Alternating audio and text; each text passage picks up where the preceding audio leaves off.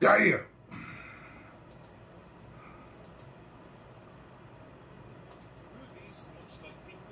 Sometimes have the rotten luck of coming along at precisely the wrong time in history, failing spectacularly where they might otherwise have flourished if they'd been a little bit more lucky with their timing. The first Aquaman movie was a perfect example of the inverse, releasing just when superhero mania was at its peak and somehow raking in over $1 billion, despite being so thoroughly pointless and forgettable that I genuinely struggle to even remember what happened in it. See, I liked it. They are becoming quite different, which brings me along to Aquaman and the Lost Kingdom, the latest movie of the long financial suicide note that is DC on film for the past couple of years, and the final dregs of the once mighty DCU. A film that everyone with a shred of common sense predicted rightly would flop, co-starring one of the least popular actresses in Hollywood, released at the tail end of the worst year for superhero movies since Superman 4, and the sad final dribble of an aborted franchise that's now in the middle of a largely futile reboot. In short, it's flopping for entirely predictable reasons, most of which have got nothing to do with the quality of the film itself. And that's a bit of a shame when I think about it, because as much as it surprises me to say this, Aquaman 2 is not as bad as you might think.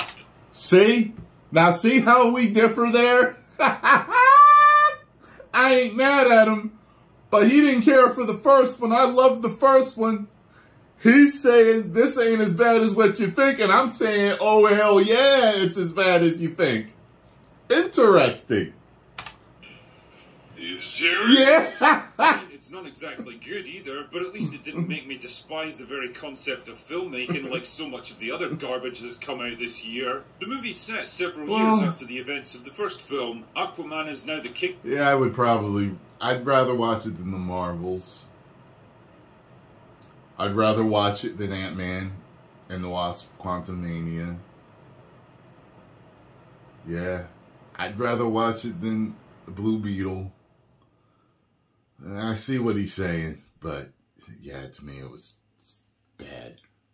King of Atlantis after overthrowing his evil brother Orm, but he soon finds the business of being king pretty tedious and tiresome, especially his constant clashes with the High Council who pretty much block every decision he tries to make. Which is funny because they totally didn't exist in the previous movie, but oh well. His only source of enjoyment is his private life with his wife and son, and he soon becomes a doting father figure. But trouble is afoot in the shape of Black Manta, who's back to take revenge for the death of his father in the first film. That every time. His search for new weapons to fight Aquaman soon leads him to Antarctica, where he uncovers an ancient weapon buried beneath the ice. But that's not the only thing lurking down there, and soon he's possessed by an evil spirit that also wants to take revenge on Atlantis, making him stronger and more powerful and more dangerous than ever before. His first attack causes massive damage to the city, as well as... By the way, I had to say this in my review, and I was mad that I missed that.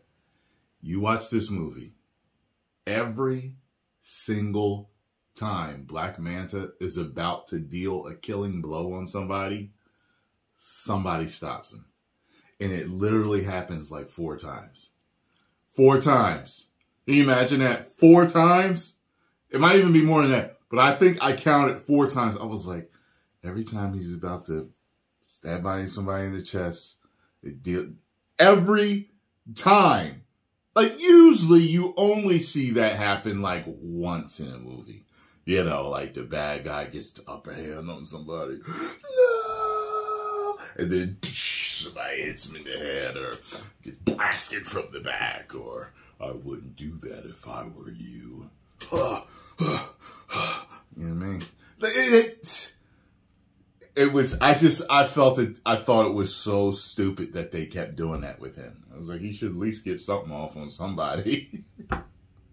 Putting Mira out of action. Oh no, how terrible. That's just awful. How terrible. Oh no. But it's just the beginning of a much bigger plan to destroy the world's oceans and free an entire army of demons imprisoned deep within the ice of Antarctica. With the fate of the world now hanging in the balance, Aquaman's forced to turn to the one man with the knowledge he needs to save it.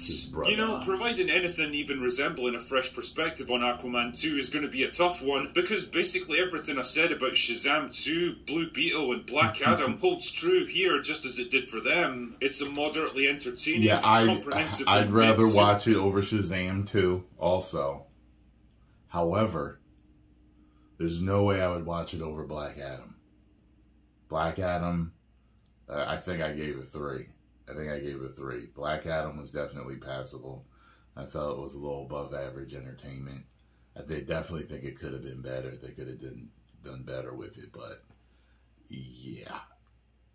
Superhero film with some decent character beats, a charmingly old-fashioned central theme of family and fatherhood that does nothing especially ambitious or different, and probably would have made a decent profit if it had come out 10 or even 5 years ago. If this film was a meal, it would be a cheese sandwich with a glass of water, the kind of blandly inoffensive food that nobody's ever going to get excited about eating, but it's unlikely to offend anyone either, except maybe vegans, but I'll take dietary advice from them on the same...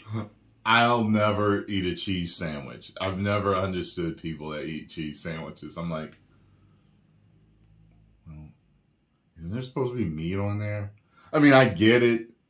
I mean, just all types of stuff. I mean, some people just eat jelly sandwiches. I'm like, shouldn't it be peanut butter and jelly?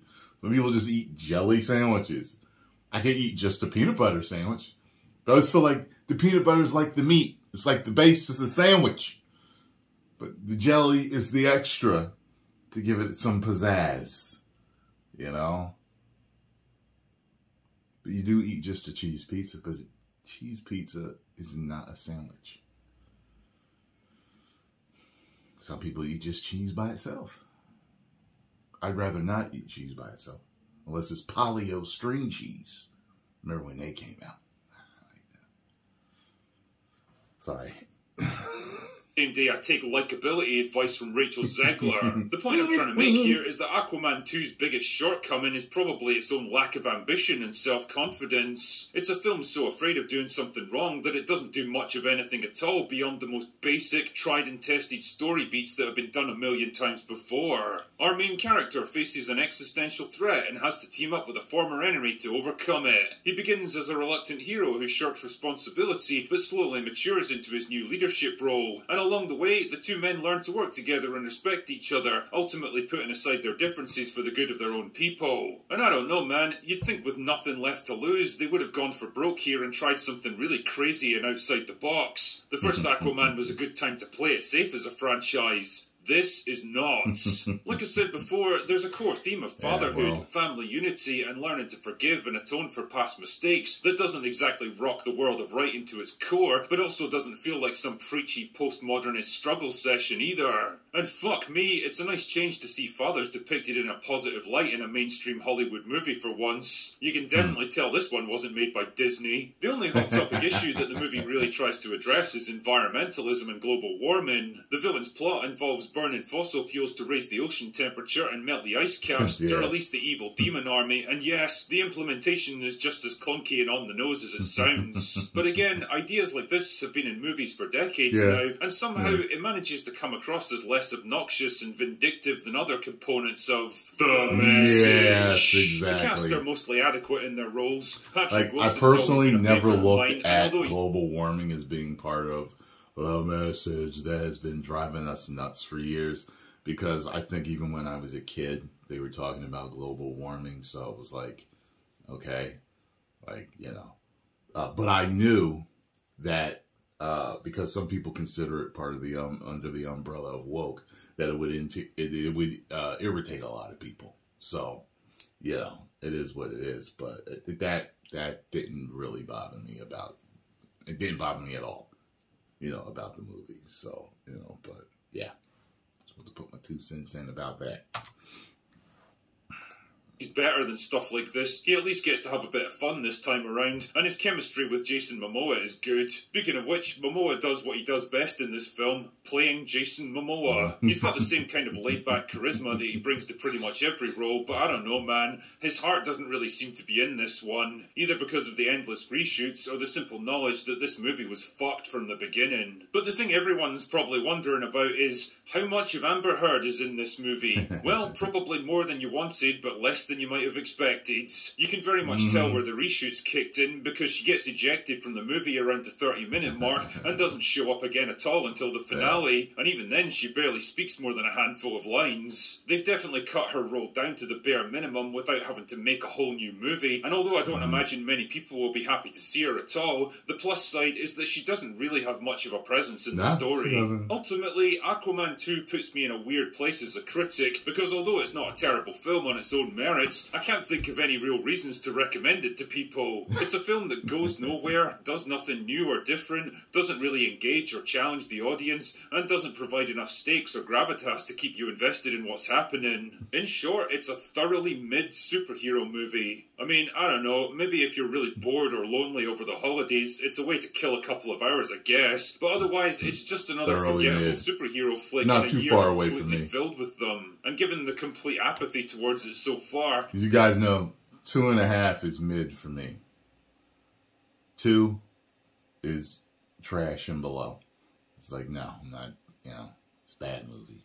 I gave it a 2. So, yeah, I mean, so he's, in my mind, he's a 0.5 point.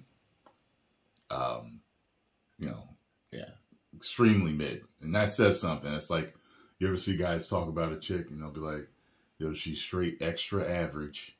That means like she's like almost ugly. You know what I mean? It's like you like don't, you know what I mean? So this is almost bad. It seems destined to sink beneath the waves with barely a ripple. Anyway, that's all I've got for today. Go away now. Thank you for your time, drinker. Oh, man. Yeah. So I call it bad. He calls it mid. So you go from there. Are you into mid movies? Most people aren't into that. You want to have a good time. You want to have an above average time. Mid is average. And I called it a big old piece of trash. So it is what it is. Post comments down below. Let me know what you thought, though. If you enjoyed my reaction, make sure you hit the like button, subscribe, and share. And subscribe to the Critical Drink Air. That rhymed, laid to play the game. Bars! 10 million subscribers. Woo!